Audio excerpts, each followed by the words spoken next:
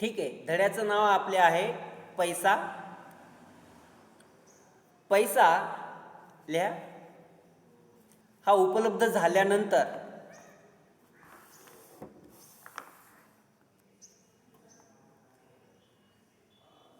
आपल्या अनेक समस्या मिटल्या.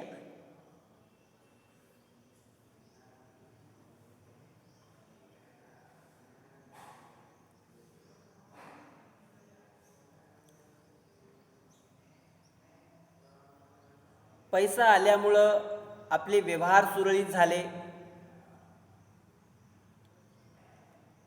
देणं घेणं सुरळीत झालं,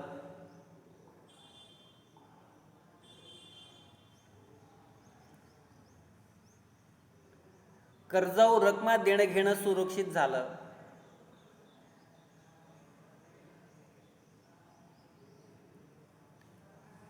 वस्तूचे भाव करणं निश्चित झालं,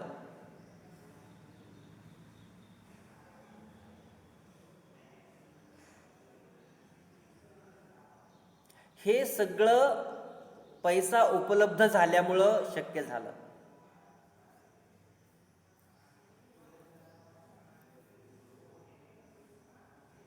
त्यामुळं पैशाचा शोध, पैशाची निर्मिती हा अतिशय महत्त्वाचा शोध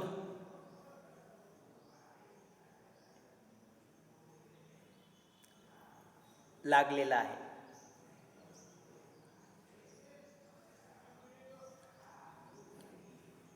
पैशामुळं अनेक समस्या दूर झाल्या.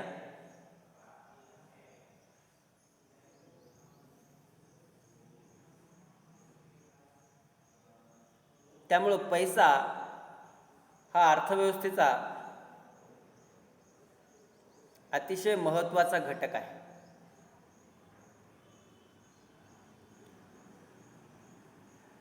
जेव्हा हा पैसा उपलब्ध नव्हता तेव्हा माणसाचे व्यवहार हे वस्तूच्या देवाणघेवाणीतून होत होते.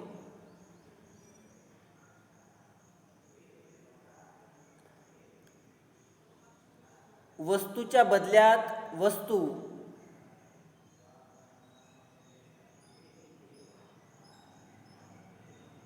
वस्तूच्या बदल्यात वस्तू याची देवाणघेवाण करणे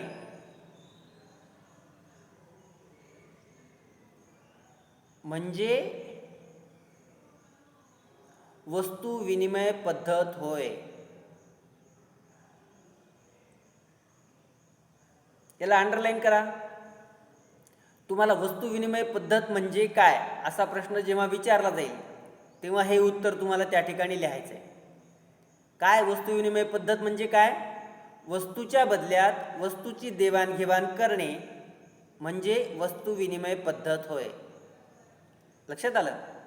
अर्थव्यवस्थेच्या सुरुवातीच्या काळात लिहा. अर्थव्यवस्थेच्या सुरुवातीच्या काळात या अशा पद्धतीच्याच पैशाचा उपयोग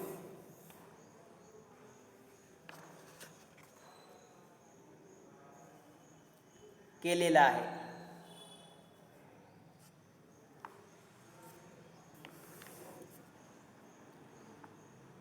सुरुवातीला माणसाचं जीवन भटकं होतं.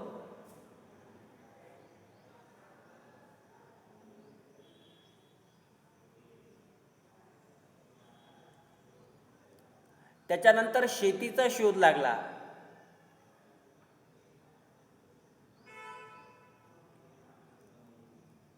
त्याच्यामुळं त्याला स्थिरत्व मिळालं.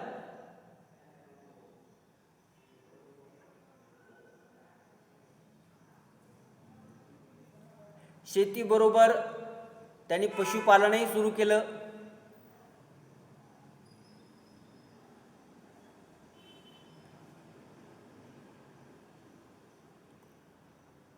या पशुचा उपयोग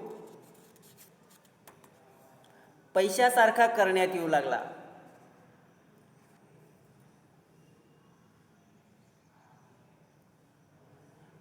गाई, शेळ्या, मेंढ्या, बैल, बकरे म्हशी, मी तुला म्हैस देतो, तू मला गाय दे, मी तुला बकरं देतो, तू मला बैल दे. अशा पद्धतीनं पैशाच्या बदल्यात पैशाचं काम कोण करत होतं? हे पशु करत होते. मग ज्याच्याकडे जे होतं ते तो द्यायचा आणि त्याच्या बदल्यात त्याला जे पाहिजे ते तो घ्यायचा.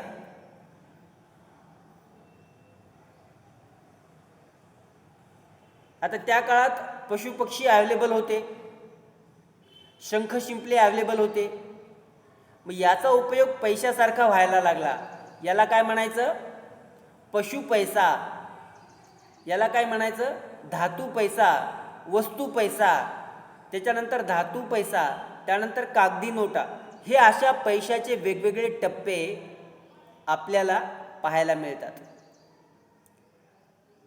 पैसा आता तुमच्या लक्षात आला असेल, आपण गाईला पैसा का म्हणलेला आहे? कारण गाईच्या बदल्यात आपल्याला पाहिजे ती वस्तू मिळाली आहे की नाही. समोरचा माणूस गाय घ्यायला तयार आहे.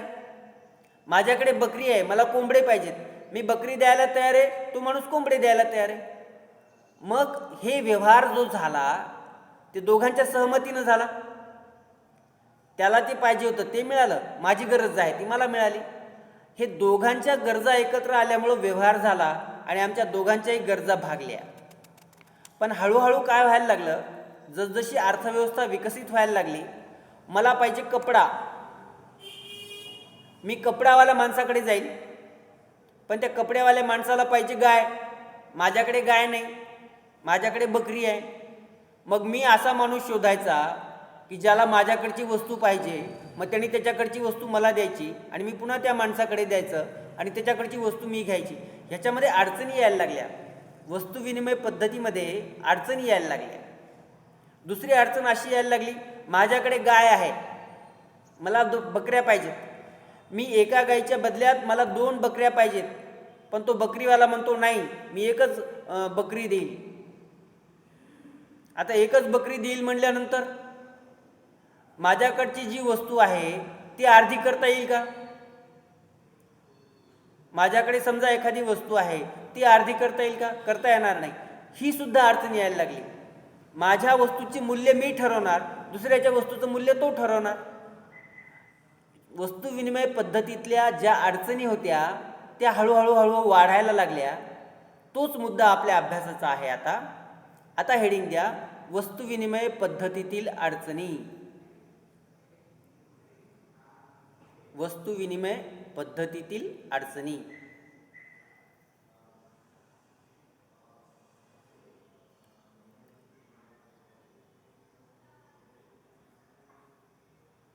आधी एकाखाली एक तुम्हाला मी लिहून देतो, त्यानंतर समजावून सांगतो आणि त्याच्यानंतर आपण ते लिहून घेऊत. नंबर 1, दुहेरी गरजांचा संयोग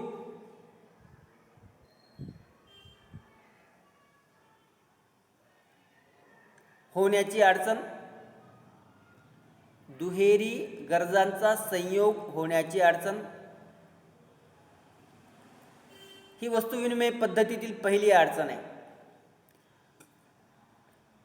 दुसरी अडचण, मूल्य निर्धारित करण्याची अडचण. मूल्य निर्धारित करण्याची अडचण.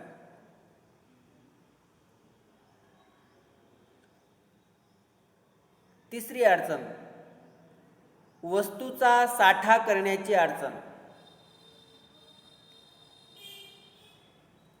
वस्तूचा साठा करण्याची अडचण.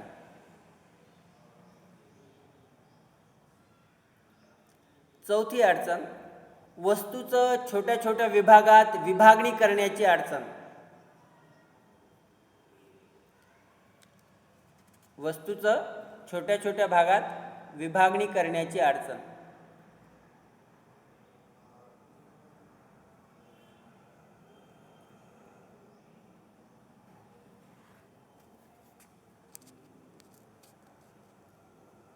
विलंबित देणी देण्याची अडचण. विलंबित देणी देण्याची अडचण.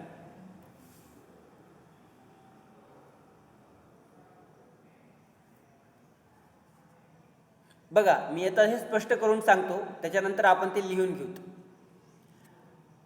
वस्तू विनिमय पद्धत ही अर्थव्यवस्थेच्या सुरुवातीच्या काळामध्ये असलेली व्यवस्था होती. गावं लहान होती, गावं स्वयंपूर्ण होती, प्रत्येकाच्या गरजा गावातल्या गावात भागल्या जात होत्या. पण त्याच्यामध्ये पण अडचणी यायला लागल्या. मला जी गरज आहे ती समोरच्या माणसाची गरज असली पाहिजे. माझ्याकडे जी वस्तू आहे ती समोरच्या माणसाची गरज असली पाहिजे आणि त्याच्याकडची जी वस्तू आहे ती माझी गरज असली पाहिजे, तर आमच्या दोघांचे व्यवहार होतील. पण मला पाहिजे ती वस्तू त्याच्याकडे नाही, त्याला पाहिजे ती वस्तू माझ्याकडे नाही. मग आम्ही सगळेजण एकमेकांच्या गोष्टी कोणाकडे काय आहेत हे शोधत फिरणार. याच्या अडचणी यायला लागल्या. ही वस्तू विनिमय पद्धतीमधली पहिली अडचण आहे. दुहेरी गरजांचा संयोग होणं. मला दूध पाहिजे तर मी त्या माणसाकडे जाईल, मला दूध दे. त्याच्याकडे गाई म्हशी असतील तर तो म्हणेल मी तुम्हाला दूध देऊ शकतो, पण मला तांदूळ पाहिजे. माझ्याकडे तांदूळ नाही, माझ्याकडे गहू आहे, तो म्हणतो मला गहू नाही पाहिजे. हे असं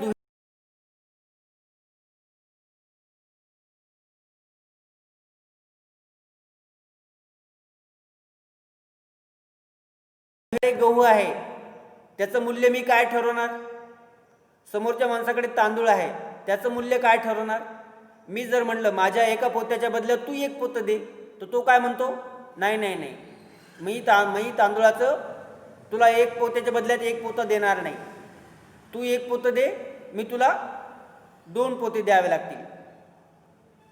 हे काय झालं? प्रत्येकाची आता मूल्य, मी माझं मूल्य काय ठरवायचं ती माझ्या मनावर, त्याच्या वस्तूचं मूल्य काय ठरवायचं त्याच्या मनावर. त्याच्यामुळं मूल्य निर्धारण करणं ही अवघड गोष्ट आहे. आज आपण बाजारामध्ये गेलो, 5 रुपयाची पेन दे म्हणलं गेलं की तो 5 रुपयाची पेन देतो. 10 रुपयाची पेन दे म्हणलं गेलं की 10 रुपयाची पेन देतो, कारण त्याचं मूल्य निर्धारित आहे. परंतु वस्तूच्या बदल्यात जेव्हा वस्तू घ्यायची असती तेव्हा माझ्या वस्तूचं मूल्य मी ठरवणार, दुसऱ्याच्या वस्तूचं मूल्य तो ठरवणार. दोघांचा मेळ बसला तर व्यवहार होणार, नाहीतर व्यवहार होणार नाही. अशा पद्धतीनं मूल्य निर्धारणाची सुद्धा अडचण वस्तू विनिमय पद्धतीमध्ये होती. त्याच्यानंतर वस्तू विनिमय पद्धतीतली आणखीन एक अडचण म्हणजे साठा तयार करणे, वस्तूचा साठा करणे. आता काही वस्तू अशा असतात की त्याचा साठा करता येत नाही. दूध, दही, अंडी, फुलं, फळं याचा साठा करता येतो का जास्त दिवस? आज आलं की उद्या विकून टाकावं लागतं. आज माझी गंजी भरलेली आहे, आज माझ्याकडे साठा खूप आहे, आज माझ्याकडे भरपूर दूध धान्य आहे, आज मी श्रीमंत आहे. पण ते जर दूध गेलं नाही, उद्या जर त्याचा वापर व्यवस्थित झाला नाही तर परवाच्या दिवशी ते खराब होणार आहे. त्याच्यामुळं वस्तू विनिमय पद्धतीतली ही देखील एक अडचण आहे की तुम्हाला मग ते आहे त्या वस्तूला, आहे त्या किमतीला तुम्हाला ती वस्तू द्यावी लागणार. वस्तू विनिमय पद्धतीत साठा करता येत नाही, ही सुद्धा वस्तू विनिमय पद्धतीची एक अडचण आहे. त्याच्यानंतर विभागणीची अडचण. माझ्याकडे एक वस्तू आहे, समोरच्याकडे एक वस्तू आहे. समजा माझ्याकडे एक बकरी आहे आणि समोरच्याकडे कोंबड्या आहेत. त्याला जर म्हणलं की मला कोंबडी पाहिजे, तर तो म्हणेल मी तुला एकच कोंबडी द्यायला तयार आहे, तू तुझी अर्धी बकरी मला दे. अर्धी करता येऊ शकते का? अर्धी करता येत नाही. विभाज्यतेची अडचण ही देखील वस्तू विनिमय पद्धतीतली एक अडचण आहे. त्याच्यानंतर विलंबित देणी देण्याची अडचण. आज आपण पाहतो आपले अनेक व्यवहार आपले बँकेवर अवलंबून असतात. आपण कर्ज घेतो, कर्ज फेडून टाकतो, आपलं काम होतं, बँकेचं पण काम होतं. पण वस्तू विनिमय पद्धतीच्या काळामध्ये कर्ज द्यायचं कसं, कर्ज घ्यायचं कसं आणि कर्जाची परतफेड करायची कशी, ही खूप अवघड गोष्ट आहे. वस्तू विनिमय पद्धतीमध्ये कर्ज, मला 10 पोते गहू देतो का रे कर्जानं, कसं देणार? कर्जाची परतफेड मी नंतर वर्षभरानंतर तुला तोच गहू तुला वापस करतो, कसं शक्य आहे? ना विलंबित देणी देता येतात, ना कर्जावर रकमा घेता येतात. वस्तू विनिमय पद्धतीतली ही देखील एक अडचण आहे. अशा पद्धतीनं वस्तू विनिमय पद्धतीतल्या अडचणी होत्या. त्याच्यावरती उपाय पाहिजे काय? पैसा उपलब्ध झाला पाहिजे, चलन उपलब्ध झालं पाहिजे, अशी मागणी व्हायला लागली, अशी व्यवस्था व्हायला लागली. आणि मग अशी कोणती तरी एखादी वस्तू पाहिजे की ज्याला आपल्याला चलन म्हणता येईल, पैसा म्हणता येईल, देणाऱ्यांनी सहज द्यावा, घेणाऱ्यांनी सहज घेता यावा, अशी एखादी वस्तू पाहिजे, त्याला आपल्याला पैसा म्हणता येईल. लक्षात आलं? तर तर वस्तू विनिमय पद्धतीतल्या अडचणी आता आपण लिहून घेऊ. जे पॉईंट लिहिले त्याचं विश्लेषण लिहू. नंबर 1, दुहेरी संयोगाची अडचण.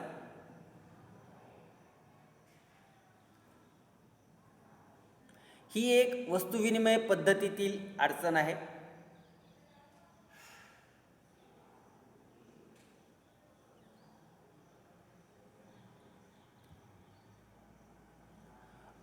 दोन व्यक्तींच्या गरजांचा संयोग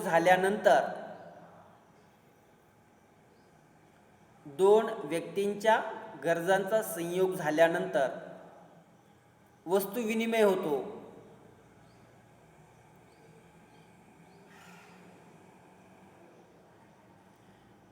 या दोन व्यक्तींच्या गरजांचा संयोग होणं यातच अडचणी निर्माण होतात. दोन व्यक्तींच्या गरजांचा संयोग होणं यात अडचणी निर्माण होतात. अशा रीतीनं वस्तू विनिमय पद्धतीतील ही एक अडचण आहे.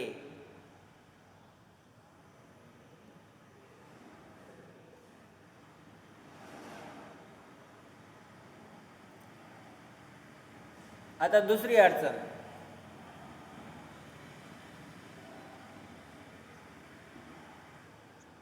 मूल्य निर्धारणाची अडचण.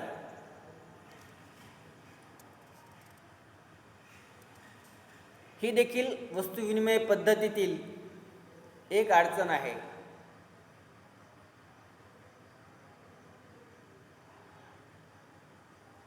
वस्तूचं मूल्य निर्धारित करण्याची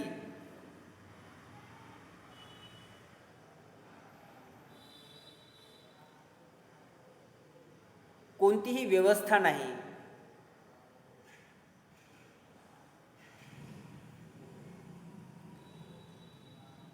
त्यामुळे मूल्य निर्धारित करणं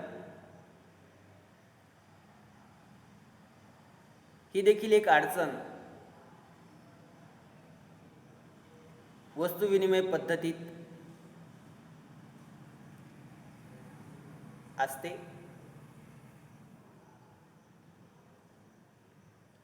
तिसरी अडचण, वस्तूच्या विभागणीची अडचण.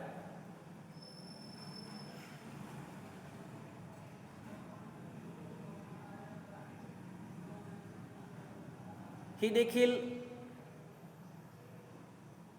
वस्तू विनिमय पद्धतीतील एक अडचण आहे.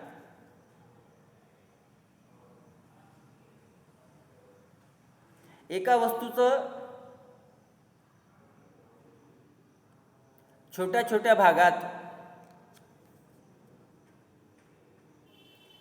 विभागणी करणं हे अवघड होतं.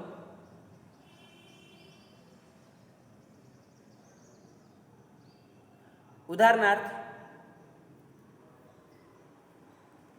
एखाद्या व्यक्तीकडे गव्हाचं पोतं आहे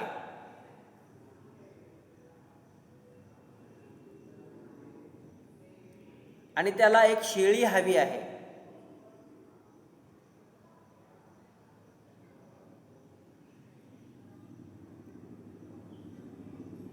एका पोत्याच्या बदल्यात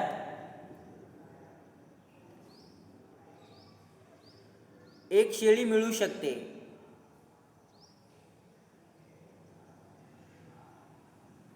परंतु शेळीवाल्याला जर अर्धच गव्हाचं पोतं पाहिजे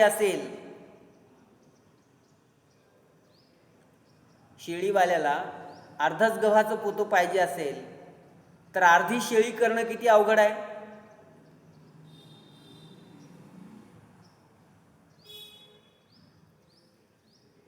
अशा रीतीनं वस्तू विनिमय पद्धतीत विभाजनाची अडचण आपल्याला भेडसावते.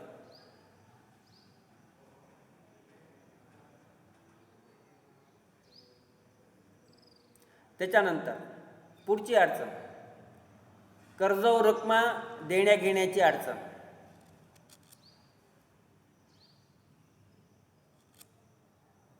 वस्तू विनिमय पद्धतीत कर्जावर रकमा देणं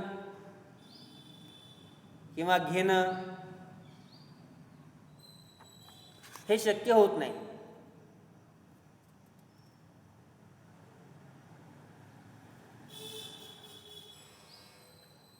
ही देखील एक वस्तू विनिमय पद्धतीतील एक अडचण आहे.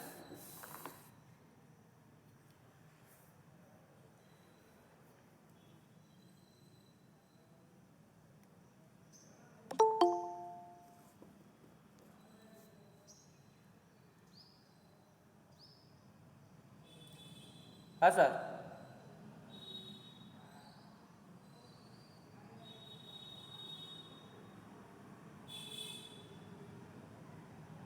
झाला का? हां थांबवतो. ठीक आहे थांबू. मुलांनो, याच्यानंतर मुक्तापुरे सर तुमचा पिरियड घेणार आहेत. आपण आज इथं थांबूयात. तुम्ही एक एक जण लेफ्ट व्हा. त्याच्यानंतर मुक्तापुरे सर तुम्हाला लिंक पाठवतील. ती लिंक तुम्ही जॉईन करा. इथं आपण थांबूयात. लक्षात आलं का सगळ्यांच्या? सगळ्यांनी मुंडी हलवा. ओके. पुन्हा एकदा उद्या आपण असंच पिरियड घेणार आहोत. ठीक आहे. आता एक एक जण लेफ्ट व्हा आणि मुक्तापुरे सरची लिंक जॉईन करा.